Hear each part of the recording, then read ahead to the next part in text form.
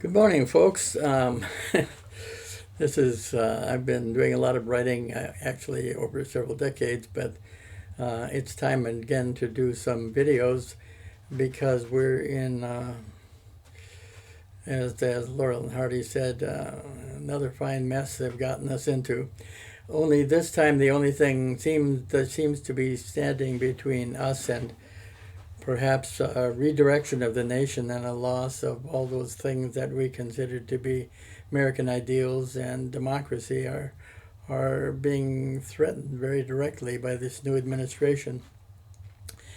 And although the courts can do certain things, but they take a long time, as we saw in the last 4 years, and a lot can be done while the court cases are going on. And the elected politicians can be helpful and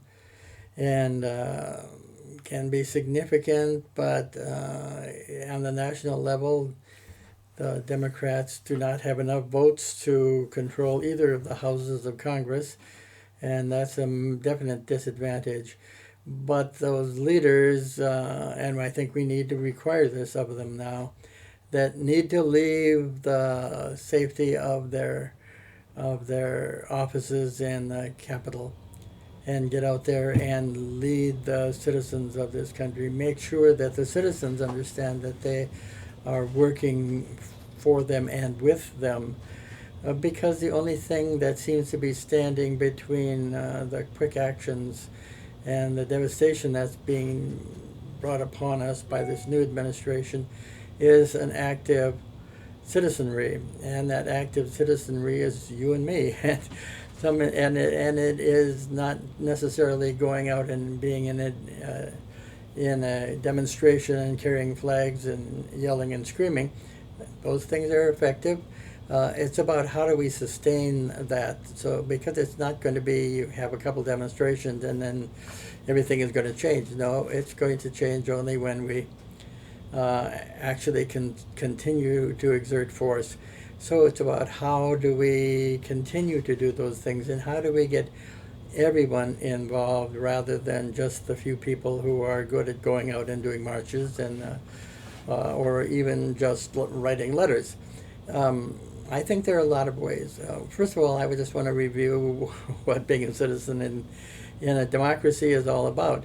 It is about, since the democracy is supposed to be based on our voice, not just the select few, but our voice and our representatives are supposed to do that. They do not do it most often. But if we don't like what's going on, then our voices must be raised on a grassroots level. And that grassroots level of activity is what's going to make the difference. I used to tell the story when I was talking to groups that if somehow I could snap my fingers and everybody who is upset about how things are working in this nation would get up out of their chairs and walk out into the street and just stand there, that you would be, and I would say to them, how many people do you think would be? And everybody knows it'd be most people. And I said, why would that be important? I said, there are a couple of things.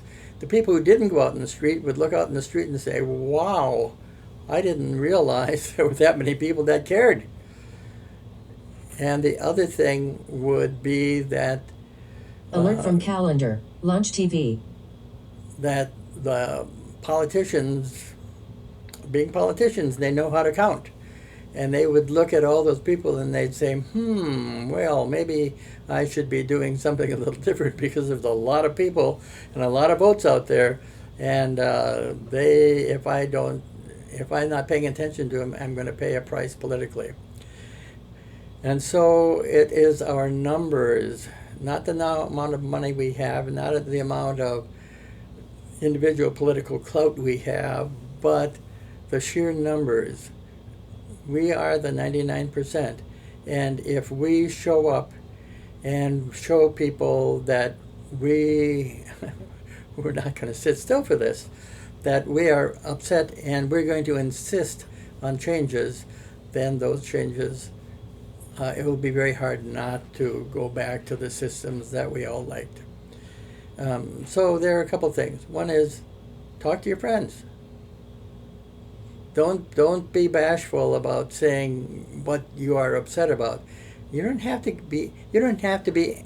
I don't think it's even very effective to be angry at a certain person. You're angry. Be angry about the changes that are being brought, and not the people. You could get rid of the people, and the forces behind those changes would still continue. Killing the person in front does not stop the attack.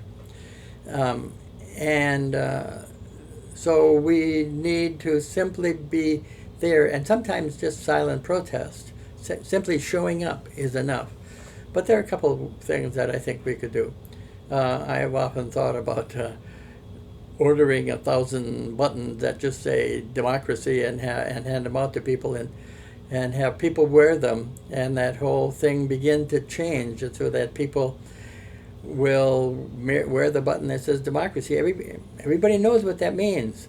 And so it will catch people's attention, and they'll say, why are you wearing that? You can say, well, because I want to return to a democracy again. I want democracy. I want the people, the ordinary people, to have a voice.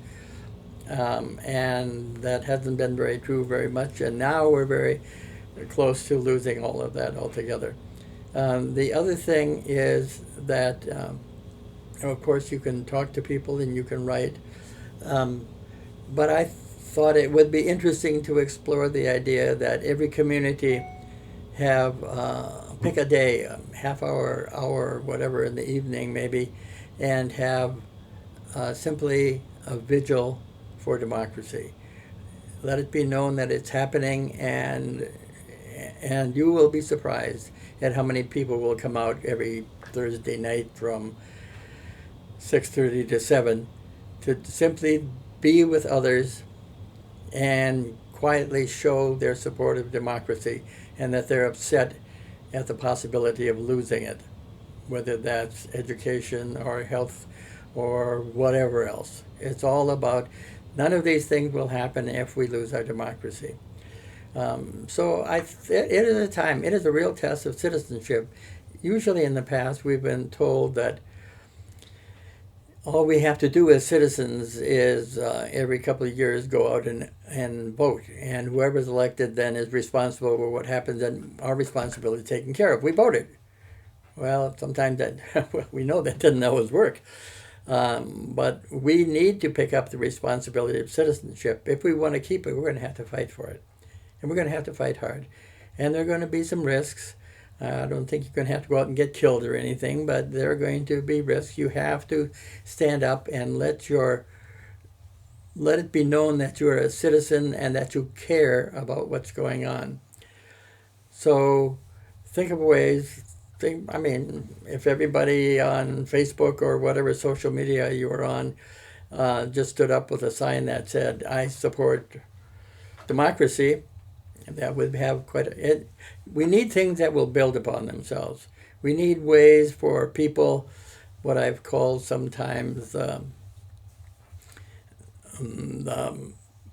group of the people who are willing to be involved. And we have to let it be known that there are people and it doesn't even have to be very noisy. It's fine if you're doing those things, but a lot of people just don't see themselves in that way.